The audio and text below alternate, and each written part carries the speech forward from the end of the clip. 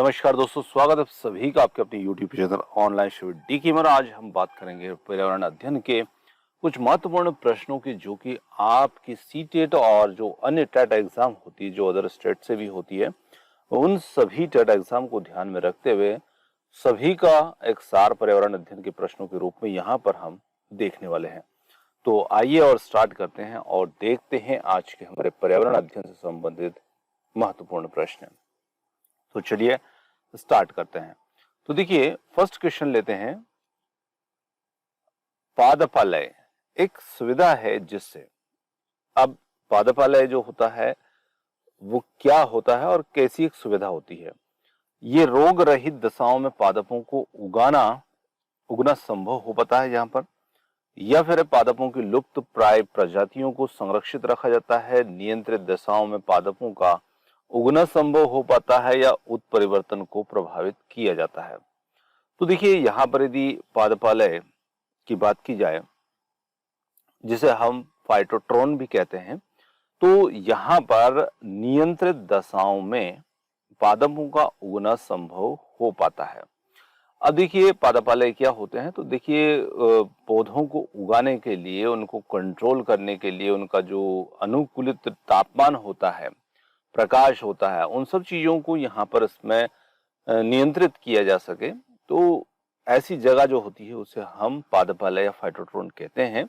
तो यहाँ पर नियंत्रित दशाओं में पादपों का उगना इसमें संभव हो पाता है। तो यहाँ पर आप छोटा सा एक पिक्चर भी इसका देख सकते हैं। इस प्रकार से पौधों के लिए अनुकूलित तापमान, प्रकाश, जिन चीज, पानी, इन सब चीजों की आवश्यकता अनुसार इसमें यहाँ पर उचित देखभाल के साथ में इसमें इनको उगाया जाता है। आगे लेते हैं अगला प्रश्न को, और अगला प्रश्न आता है, अंतर्राष्ट्रीय स्तर पर वन्य जीवों की सुरक्षा हेतु संस्था है।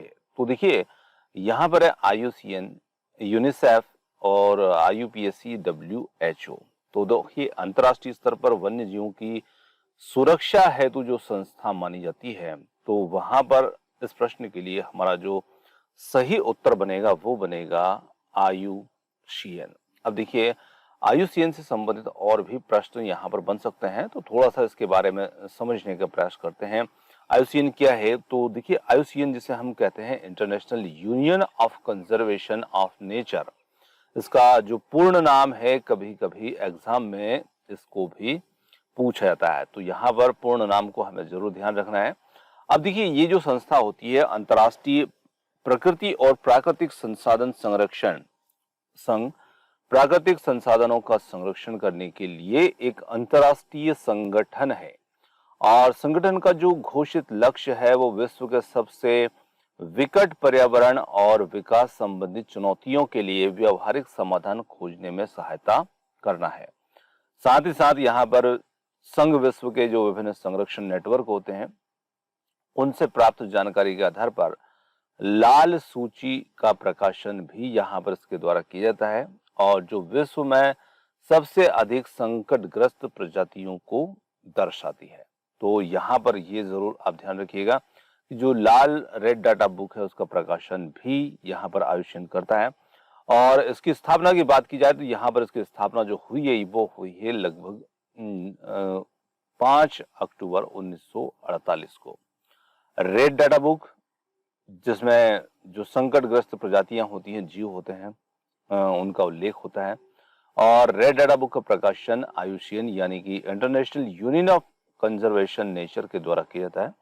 और इसका जो मुख्यालय है ये भी काफी महत्वपूर्ण है, इससे भी आपको कई बार पूछा जा चुका है। तो इसका जो मुख्यालय है वो स्विट्जरलैंड में है। और प्रथम प्रकाशन, ये भी आपको थोड़ा सा ध्यान में रखना है, विश्व में इसका प्रथम प्रकाशन जो है वर्ष 1964 में किया गया था। ये भी एक महत्वपूर्ण प्रश्न यहाँ पर इस टॉपिक से बनता है। तो देखिए, इसकी स्थापना और इसका मुख्यालय, उसका प्रथम प्रकाशन, इन सब चीजों को भी आपको थोड़ा सा ध्यान में रखना है। चलिए आगे बढ़ते हैं, अगले प्रश्न की ओर बढ़ते हैं। दूध से प्राप्त प्रोटीन बहुत सारी इकाइयों से मिलकर बना होता है, ये इकाइयां क्या कहलाती है? तो देखिए, दूध से प्राप्त प्रोटीन, तो पहले तो आपको ध्यान रखना है कि दूध से जो प्रोटीन प्राप्त होता है उस प्रोटीन का नाम क्या है। तो कौन सा प्रोटीन जो है दूध में पाया जाता है। साथ ही साथ यहाँ पर बहुत सारी इकाइयों से मिलकर बना होता है और ये इकाइयां क्या कहलाती है। तो देखिए प्रोटीन जो होता है वो बना होता है मिलकर किससे, एमिनो अम्ल से। जिस प्रकार से मकान होता है, मकान ईंटों से बनता है, उसी प्रकार से प्रोटीन की जो संरचनात्मक इकाइयां होती हैं उन्हें हम एमिनो अम्ल कहते हैं। तो यहाँ पर वर्षीय अम्ल, एमिनो अम्ल, उच्च गलनांक वाले अम्ल, अकार्बनिक अम्ल। तो देखिए हमारा उत्तर होगा एमिनो अम्ल, यहाँ पर इसमें उत्तर होगा। अब देखिए एमिनो अम्ल को थोड़ी सी अगर स्ट्रक्चर बेस के रूप में समझते हैं तो किस प्रकार का स्ट्रक्चर एमिनो अम्ल का होता है, क्या चीज होती है एमिनो अम्ल, समझिएगा। तो देखिए एमिनो अम्ल जो होते हैं ये वे कार्बनिक यौगिक होते हैं जिनमें अणु में एक एमिनो समूह जो NH2 समूह होता है, जिसे हम एमिनो समूह कहते हैं, एवं कार्बोक्सिलिक समूह जिसे हम COOH के रूप में बोलते हैं, दोनों उपस्थित होते हैं। देखिए एमिनो अम्ल में आपका एमिनो समूह और कार्बोक्सिलिक समूह दोनों समूह उपस्थित होते हैं, उसे हम एमिनो अम्ल कहते हैं। अब जैसे ही हम प्रोटीन का जल अपघटन करते हैं तो देखिए प्रोटीन के जल अपघटन से अल्फा एमिनो अम्ल का मिश्रण प्राप्त होता है और अल्फा एमिनो अम्ल प्रोटीन की मूल संरचनात्मक इकाई होते हैं। तो प्रोटीन को जब हम विघटित करेंगे, उसको तोड़ेंगे, तो वहां से हमें प्राप्त क्या होगा, एमिनो अम्ल। जिस प्रकार की मकान पुराना हो जाता है, हम उसको तोड़ते हैं तो उसमें हमारे कई सारी चीजें निकलती है उसके स्ट्रक्चर में, जैसे ईंटें निकलती है। तो उसी प्रकार से प्रोटीन का जब अपघटन होता है तो उसमें हमें मिलते हैं एमिनो अम्ल। अब इसकी एक संरचना देखी जाए तो इस प्रकार से इसकी संरचना हमें देखने को मिलती है। तो इसमें आप यहाँ पर देखेंगे तो ये जो समूह होता है जिसे हम NH2 समूह कहते हैं, और दूसरा जो समूह होता है ये यहाँ से लेकर के यहाँ तक, ये दूसरा समूह कार्बोक्सिलिक समूह कहलाता है जो COOH के रूप में होता है। अब देखिए दूध की बात की गई थी प्रश्न में कि दूध जो होता है उसमें जो प्रोटीन होता है उसको जब हम विघटित करते हैं तो क्या प्राप्त होता है। तो दूध जो होता है, दूध में जो शुगर होती है जिसे हम लैक्टोज शुगर कहते हैं, एक प्रकार की शुगर होती है जिसे दुग्ध शर्करा भी कहते हैं, और ये एक डाइसैकेराइड होता है जो कि ग्लैक्टोज के अणु और ग्लूकोज के अणु से मिलकर के बनता है। साथ ही साथ बात करें प्रोटीन की तो दूध में जो पाया जाने वाला प्रोटीन होता है उसे हम कहते हैं कैसीन प्रोटीन। अब देखिए शर्करा की बात इसलिए की गई कि दूध में उपस्थित जो शर्करा है, कभी कभी प्रश्न में इसको जरूर पूछा जाता है कि दूध में जो उपस्थित शुगर होती है, शर्करा होती है, उसका नाम क्या है। तो उसे हम लैक्टोज कहते हैं, और लैक्टोज जो होता है वो ग्लैक्टोज के और ग्लूकोज के एक एक अणु से मिलकर के बनती है, यानी कि ग्लूकोज का एक अणु और दूसरा अणु यहाँ पर ग्लैक्टोज का, और दोनों जब आपस में मिल जाते हैं तो एक डाइसैकेराइड यहाँ पर बन जाता है जिसे हम लैक्टोज कहते हैं। चलिए आगे लेते हैं अगले प्रश्न को। अगला प्रश्न आता है यहाँ पर, राष्ट्रपति अपना त्याग पत्र किसे देता है। तो राष्ट्रपति अपना त्याग पत्र यहाँ पर प्रधानमंत्री, उपराष्ट्रपति, मुख्य न्यायाधीश या फिर है महान्यायवादी को। तो देखिए यहाँ पर बात की जाए कि राष्ट्रपति अपना त्याग पत्र किसे देते हैं, तो यहाँ पर वो देते हैं ऑप्शन नंबर सेकंड, उपराष्ट्रपति को। अब देखिए बहुत बार ऐसे प्रश्न जो हैं ये कुछ स्टेट की जो एग्जाम होती है वहां पर पर्यावरण में इस प्रकार के प्रश्न देखने को मिलते हैं, जिससे खास करके यूपीटेट एग्जाम होती है जहां पर ये इस प्रकार के प्रश्न जो है पर्यावरण में भी देखने को मिलते हैं। तो सभी जो टेट एग्जाम है उनको ध्यान में रखते हुए यहाँ पर प्रश्न आपको दिए जा रहे हैं। देखिए भारत का जो संविधान है इसमें अनुच्छेद है 56(1)(a). अब ये अनुच्छेद भी पूछा जाता है कि अनुसार राष्ट्रपति भारत के उपराष्ट्रपति को अपना इस्तीफा संबोधित करते हैं। तो यहाँ पर भारत के राष्ट्रपति उपराष्ट्रपति को अपना इस्तीफा संबोधित करते हैं किस आर्टिकल के अनुसार, तो यहाँ पर 56(1)(a) के अनुसार, और उपराष्ट्रपति सभापति को सूचित करते हैं। अब देखिए यहाँ पर प्रधानमंत्री का भी थोड़ा सा हिंट दे दिया है कि प्रधानमंत्री अपना त्याग पत्र किन्हें देते हैं, तो वो देते हैं राष्ट्रपति को। और भारत के संविधान का अनुच्छेद 63 ये उपबंध करता है कि भारत का एक उपराष्ट्रपति होगा। तो उपराष्ट्रपति होगा, ये कौन सा अनुच्छेद हमें बताता है यहाँ पर 63। और उपराष्ट्रपति को शपथ माननीय राष्ट्रपति दिलाते हैं और राष्ट्रपति अपना इस्तीफा उपराष्ट्रपति को देते हैं। अब इसी के साथ साथ और भी कुछ प्रश्न यहाँ पर बन सकते हैं, जैसे कि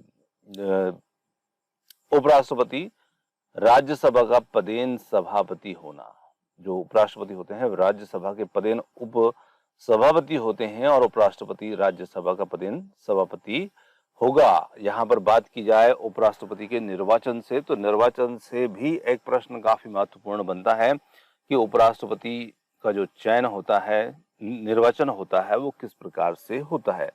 तो देखिए, उपराष्ट्रपति का निर्वाचन संसद के दोनों सदन के सदस्य मिलकर बनने वाले निर्वाचक गणों के सदस्यों के द्वारा अनुपातिक प्रतिनिधित्व पद्धति के अनुसार एकल संक्रमणीय मत के, ये एकल संक्रमणीय मत के द्वारा होता है और ऐसे निर्वाचन का जो मतदान होता है वो गुप्त होता है। बात की जाए, कोई भी व्यक्ति जो है उपराष्ट्रपति होने के लिए जो शर्त होती है, पात्रता होती है, वो क्या होती है? तो कोई व्यक्ति उपराष्ट्रपति निर्वाचित होने का पात्र तभी होगा जब वो भारत का नागरिक हो, 35 वर्ष की आयु पूरी कर चुका हो और राज्यसभा का सदस्य निर्वाचित होने के लिए अर्हता है। तो इस प्रकार से एक और प्रश्न यहाँ पर बनता है कि भारत के प्रथम उपराष्ट्रपति का नाम क्या है? तो डॉक्टर सर्वपल्ली राधाकृष्णन, जो कि भारत के प्रथम उपराष्ट्रपति रहे हैं और साथ ही साथ द्वितीय राष्ट्रपति भी रहे हैं। तो ये भी एक प्रश्न यहाँ पर बनता था, इसलिए इस चीज को भी यहाँ पर ऐड कर दिया था। आगे देखिए, अगला प्रश्न लेते हैं, वर्तमान में भारत के किस स्थान को सफेद पानी के नाम से जाना जाता है? तो यहाँ पर लेह लद्दाख कारगिल सियाचिन। तो यहाँ पर बात की जाए सफेद पानी के नाम से जाने वाला क्षेत्र जो है वो है हमारा ऑप्शन 4 सियाचिन। सियाचिन जो है ये सफेद जल या व्हाइट वाटर के नाम से जाना जाता है और सियाचिन जो है ये हिमालय के काकोरम पर्वत श्रृंखला में स्थित एक प्रकार का ग्लेशियर है। तो देखिए, यहाँ पर पर्वत श्रृंखला हमारे लिए महत्वपूर्ण है। कौन सी पर्वत श्रृंखला में सियाचिन जो है देखने को मिलता है? तो ये काकोरम पर्वत श्रृंखला है और जिसका सामरिक महत्व है। दुर्गम पहाड़ियों में स्थित यह स्थान हमेशा बर्फ से घिरा रहता है और इसी कारण इस स्थान को सफेद पानी के नाम से भी जाना जाता है। आगे लेते हैं अगला प्रश्न, फूलों की संरचना को ध्यान से देखने पर अंडाशय के अंदर छोटी छोटी गोल संरचना पाई जाती है, यह है। तो इन छोटी छोटी संरचनाओं को हम क्या कहते हैं? बीजांड कहते हैं, स्त्रीकेसर कहते हैं, बाह्यदल, पुष्पदल कहते हैं। तो ये जो संरचनाएं होती हैं इन्हें हम बीजांड कहते हैं। अब देखिए, जो एक पुष्प होता है, तो एक पुष्प के भागों को थोड़ा सा समझते हैं। बीजांड का एक शाब्दिक अर्थ होता है जिसे हम कहते हैं बीज का अंडा, और कोई भी बीज उत्पन्न करने वाले जो पादप होते हैं में बीजांड ऐसी संरचनाएं होती हैं जहां मादा प्रजनात्मक कोशिकाओं का निर्माण व भंडारण होता है। तो जहां पर मादा प्रजनात्मक कोशिकाएं और उनका भंडारण होता है। अब जो पुष्प होता है, पुष्प का जो मादा प्रजनात्मक अंग होता है जिसे हम स्त्रीकेसर कहते हैं और जिसके शीर्ष पर एक वर्तिकाग्र होता है। तो यहाँ पर आप देखते हैं ये एक पुष्प है और पुष्प के जो दोनों भाग हैं जिसमें परागकोश, तंतु, बाह्यदल, दलपुंज, स्त्रीकेसर और पुंकेसर, दोनों भाग यहाँ पर आप देख पा रहे हैं। तो पुंकेसर जो होता है वो नर भाग होता है, स्त्रीकेसर जो होता है वो मादा भाग होता है। अब स्त्रीकेसर फूल का बीजांड उत्पादक भाग होता है और स्त्रीकेसर का कार्य पराग प्राप्त करना होता है। ये पराग कोश हैं जहां से परागण निकलते हैं और वर्तिकाग्र पर गिरते हैं और ये नीचे पहुंच जाते हैं। यहाँ पर होता है पुष्प का अंडाशय और अंडाशय को एक लंबी वर्तिका सहारा देती है जिसके ऊपर एक वर्तिकाग्र होता है। तो ये वर्तिका और ये इसका ऊपर का सिरा यहाँ पर वर्तिकाग्र कहलाता है जहां पर परागण आकर गिरते हैं और इसी नली से होते हुए यहाँ पर नीचे जो इसका अंडाशय होता है यहाँ पर पहुंचते हैं जहां पर निषेचन की प्रक्रिया पूर्ण होती है। और निषेचन के बाद में अंडाशय जो होता है वो एक फल के रूप में विकसित होता है। अंडाशय बाद में किसमें परिवर्तित हो जाता है? फल के रूप में विकसित होता है। फूल के अन्य भाग झड़ जाते हैं और जो पका हुआ फल होता है वही अंडाशय है और प्रत्येक बीजांड एक बीज के रूप में विकसित हो जाता है। तो उसके फल के अंदर हम बीज भी देखते हैं, तो बीजांड जो है वो बीज के रूप में विकसित हो जाते हैं। बीजांड जो होते हैं कई प्रकार के हो सकते हैं, जिसमें रज्जुवर्ती, अधोमुखी, अनुप्रस्थावर्त, अनुप्रस्थ बीजांड आदि प्रकार जो है इसके देखने को हमें मिलते हैं। तो जो प्रश्न था हमारा, जो अंडाशय के अंदर छोटी छोटी जो संरचनाएं होती हैं उन्हें हम बीजांड कहते हैं। चलिए आगे बढ़ते हैं, अगले प्रश्न की ओर बढ़ते हैं। टेडपोल किसके जीवन की प्रारंभिक अवस्था है? तो टेडपोल मेंढक, मछली, टारपीडो या फिर है ध्रुवी भालू। तो यहां पर हम कह सकते हैं कि ये मेंढक के जीवन की अवस्था होती है। जी हाँ, मेंढक का जो बच्चा होता है जो अपनी लार्वा अवस्था में रहता है, तो उसे हम कहते हैं टेडपोल। तो जब भी एक नए अंडे से निकले टेडपोल को मेंढक बनने में लगभग 14 सप्ताह का समय लगता है।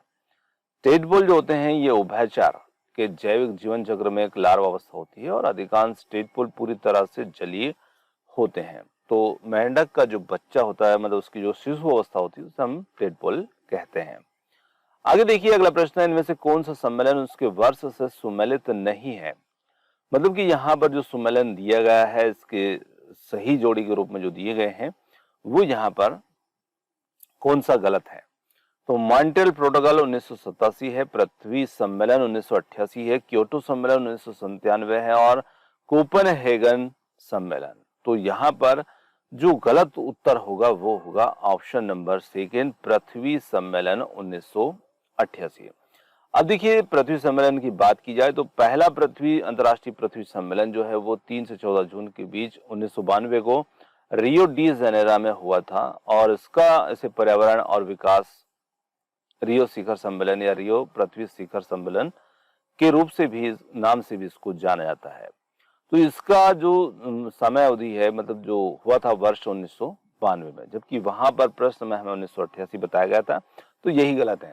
और इसी के साथ में द्वितीय पृथ्वी सम्मेलन की बात की जाए तो इसको भी ध्यान में रखिएगा, 26 अगस्त से 4 सितंबर 2020 तक जोहान्सबर्ग में इसे दक्षिण अफ्रीका में से आयोजित किया गया था। तृतीय पृथ्वी सम्मेलन की बात की जाए तो इसका आयोजन जो है 26 अगस्त से 4 सितंबर 2000 ईस्वी में जोहान्सबर्ग में इसको आयोजित किया गया था। तो 1, 2, 3 पृथ्वी सम्मेलन जो है वो हमने यहाँ पर देखे। अगला प्रश्न आता है, किन बीमारियों के लिए डीपीटी का टीका दिया जाता है? तो यहाँ पर डीपीटी का टीका जो है काली खांसी, डिप्थीरिया, टेटनस, काली खांसी, pneumonia, polio, diphtheria, polio, tetanus, आंत्र ज्वर, हैजा, प्लेग। तो यहाँ पर काली खांसी, डिप्थीरिया और टिटनेस के लिए जो है डीपीटी का टीका यहाँ पर दिया जाता है। देखिए डीपीटी का टीका जो होता है ये एक टीकों की संयोजित श्रेणी को संदर्भित करता है, जैसे कि जो मनुष्य में होने वाले 3 संक्रामक रोग जिसे हम डिप्थीरिया, पर्टोसिस, काली खांसी और टिटनेस से बचाव के लिए दिए जाते हैं। यहाँ डी का मतलब होता है डिप्थीरिया, टी का मतलब टिटनेस है और पी का मतलब पर्टोसिस होता है, पर्टोसिस। और ये तीनों बैक्टीरिया से होने वाली गंभीर बीमारियां हैं। डिप्थीरिया और पर्टोसिस एक दूसरे से व्यक्ति में फैलती हैं, जबकि टेटनस जो है ये कट घाव के माध्यम से शरीर में प्रवेश करता है। तो ये दो तो एक दूसरे के संपर्क में आने पर फैल सकती है। अब देखिए यहाँ पर डिप्थीरिया की बात की जाए तो ये बच्चों के अंदर होने वाला रोग होता है, उग्र संक्रामक रोग है जो 2 से लेकर 11 वर्ष की आयु तक के बालकों में अधिक होता है। और यद्यपि सभी आयु वर्गों वाले को रोग हो सकता है, परंतु इसका उद्भव काल 2 से 4 दिनों तक का होता है और रोग में प्राय गले में होता है और टॉन्सिल से भी यहाँ पर हो जाते हैं। आगे लेते हैं, रोग के कारण की बात करें तो कोरोइन बैक्टीरियम डिप्थीरिया नामक जीवाणु जो होता है जिसके कारण ये रोग देखने को मिलता है। वहीं काली खांसी जिसको हम पर्टोसिस भी कहते हैं, ये 100 दिन की खांसी के रूप में जानी जाती है और ये भी एक अत्यधिक संक्रामक जीवाणु रोग के रूप में जाना जाता है। इसका जो जीवाणु होता है जिसे हम पर्टोसिस बोर्डेटेला पर्टोसिस कहते हैं और ये एक वायु संक्रामक रोग है, यानी कि हवा के माध्यम से एक दूसरे को फैल सकता है, जो संक्रमित व्यक्ति की खांसी और छींक से आसानी से फैल सकता है। आगे लेते हैं अगले प्रश्न को, जब कोई सपेरा अपने वाद्य यंत्र बजाता है तो सांप उसकी ध्वनि पर अपने सिर को इधर उधर घुमाता है। अब की विचार से सांप वाद्य यंत्र के प्रति कैसी अनुक्रिया यहाँ पर कर रहा है? तो यहाँ पर हम कह सकते हैं कि जो सांप होता है वो उस वाद्य यंत्र के द्वारा उत्पन्न कंपनों के प्रति अनुक्रिया करके यहाँ पर अनुक्रिया करता है। और वो जो वाद्य यंत्र होता है जिसे हम बीन कहते हैं, बीन जो होता है ये किस चीज का बना होता है, ऐसा भी प्रश्न पूछा जाता है। तो देखिए, बीन जो होता है ये एक सूखी लौकी से बनाया जाने वाला यंत्र होता है, तो इसको सूखी लौकी से बनाते हैं। और एक और प्रश्न यहाँ पर बन सकता है, सांप के बाहरी कान नहीं होते हैं, लेकिन कान के अंदर के सभी अंग उसमें होते हैं, और इसी कान में कोलुमेला होता है जो जबड़े की हड्डी से जुड़ा होता है, लेकिन सांपों में यह कंपन महसूस करने में मदद करता है। आगे बढ़ते हैं अगले प्रश्न पर। हाथियों के विषय में कौन सा कथन यहाँ पर सही है? हाथी अपना अत्यधिक भार होने के कारण बहुत आराम पसंद करते हैं। 3 महीने के हाथी का बच्चे का भार लगभग 2 क्विंटल होता है। वयस्क हाथी एक दिन में 2 क्विंटल से अधिक पत्ते और झाड़ियां खा सकता है। हाथी दिन में 8 से 10 घंटे सोते हैं। तो यहाँ पर जो कथन सही है वो हमारा होगा, 3 महीने के हाथी के बच्चे का भार लगभग 2 क्विंटल यानी कि 200 किलोग्राम तक होता है। मनुष्य किसके द्वारा जीवमंडल में पारिस्थितिक संतुलन बनाए रख सकता है? तो देखिए, मनुष्य जिसके द्वारा जीवमंडल में पारिस्थितिक संतुलन बनाए रख सकता है वो होगा वन उन्मूलन, संबंधित पौधों की नई किस्म में पालतू पशु की नई नस्ल विकसित करना, कीटनाशी और पड़कनाशी का प्रयोग, जीवों के सापेक्ष संख्या के सूक्ष्म संतुलन को समझना। तो यहाँ पर संबंधित पौधों की नई किस्में, पालतू पशु की नई नस्ल विकसित करना।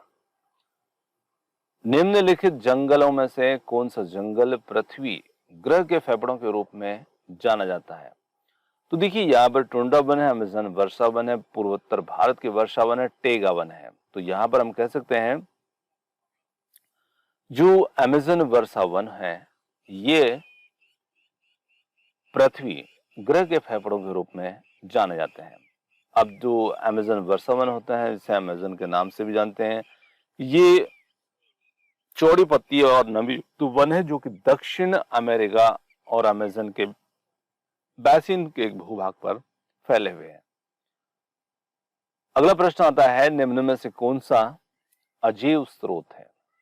अब देखिए, अजैव स्रोत यहां पर है वन, जल, खनिज, कोयला। तो जल जो होगा वो अजैव स्रोत में होगा। अब देखिए, वन जैविक स्रोत में आएंगे, पेड़ पौधे जीव होते हैं। खनिज तेल और कोयला तो ये भी कहीं ना कहीं जीवों के अवशेषों से बनी चीजें हैं। तो इस प्रकार से हम अजैव स्रोत के अंतर्गत यहाँ पर जल को रखेंगे। आगे देखिए, साइलेंट वैली के चर्चित होने का कारण है। तो साइलेंट वैली क्यों चर्चित है? तो देखिए, साइलेंट वैली जो है वहां पर जैव विविधता और सदाबहार वन जो है, इनके कारण वनों का संरक्षण है, उसके कारण साइलेंट वैली काफी चर्चित है। आगे लेते हैं अगले प्रश्न को। निम्न में से कौन सा कथन असत्य है? असत्य कथन कौन सा है? भेड़िया तृतीयक उपभोक्ता की श्रेणी में आता है। अपघटक मृत जीवों अपशिष्टों को नष्ट करता है। सभी जीव जंतु उपभोक्ता विविध पोषी होते हैं। बाज तृतीयक उपभोक्ता होते हैं। तो यहाँ पर जो असत्य कथन है, भेड़िया तृतीयक उपभोक्ता की श्रेणी में आता है। तो भेड़िया जो है ये द्वितीयक उपभोक्ता की श्रेणी में आता है, तृतीयक में नहीं आता है, इसलिए यही कथन इसमें असत्य होगा। निम्नलिखित में से कौन बीज नहीं है? तो देखिए, काफी सरल सा प्रश्न है। गेहूं, काली मिर्च, साबूदाना, सौंफ। तो यहाँ पर साबूदाना जो है ये बीज के अंतर्गत नहीं आता है ना। बाकी गेहूं, काली मिर्च, सौंफ जो है ये बीज में आते हैं। प्रकाश संश्लेषण प्रक्रिया में किस रंग के प्रकाश का सर्वाधिक योगदान होता है? तो देखिए, लाल और पीला, हरा, लाल, सफेद। तो यहाँ पर अलग अलग प्रकार के प्रकाश के रंग है। तो यहाँ पर जो लाल रंग होता है इसमें प्रकाश संश्लेषण जो है वो सबसे ज्यादा होता है। तो सर्वाधिक योगदान लाल रंग का रहेगा, मतलब ज्यादा होता है इसमें। पल्स पोलियो कार्यक्रम का उद्देश्य क्या है? तो पल्स पोलियो कार्यक्रम जो होता है इसका उद्देश्य जो होता है पोलियो का उपचार, पोलियो से उत्पन्न लकवा को रोकना, पोलियो का संपूर्ण उन्मूलन करना, उपरोक्त सभी। तो यहाँ पर हम कह सकते हैं कि पोलियो का संपूर्ण उन्मूलन करना ये पल्स पोलियो कार्यक्रम का उद्देश्य होगा। आगे देखिए, जंतु भोजन के लिए किस पर निर्भर रहते हैं? तो यहां पर हम कह सकते हैं उत्पादक, उपभोक्ता, अपघटक और उत्पादक एवं उपभोक्ता दोनों पर। अब देखिए, जंतु भोजन पर निर्भर करते हैं तो उत्पादक और उपभोक्ता दोनों पर। अब देखिए, कुछ जंतु जो होते हैं शाकाहारी होते हैं, कुछ मांसाहारी होते हैं, और उत्पादक जो होते हैं प्राथमिक उपभोक्ता उनको खाते हैं, द्वितीयक उपभोक्ता प्राथमिक वाले को खाते हैं। तो इस प्रकार से देखें तो दोनों पर निर्भर होता है। पारिस्थितिकी की किस शाखा के अंतर्गत विभिन्न क्षेत्रों के जीवधारियों का अध्ययन उनके पर्यावरण के परिप्रेक्ष्य में किया जाता है? तो इसे हम habitat ecology, human ecology, animal ecology या कंजर्वेशन इकोलॉजी। तो यहां पर हम कह सकते हैं कि इसे हम हैबिटेट इकोलॉजी कहते हैं, पारिस्थितिकी की उस शाखा को जिसमें विभिन्न क्षेत्रों में जीवधारियों का अध्ययन उनके पर्यावरण के परिप्रेक्ष्य में ही किया जाता है।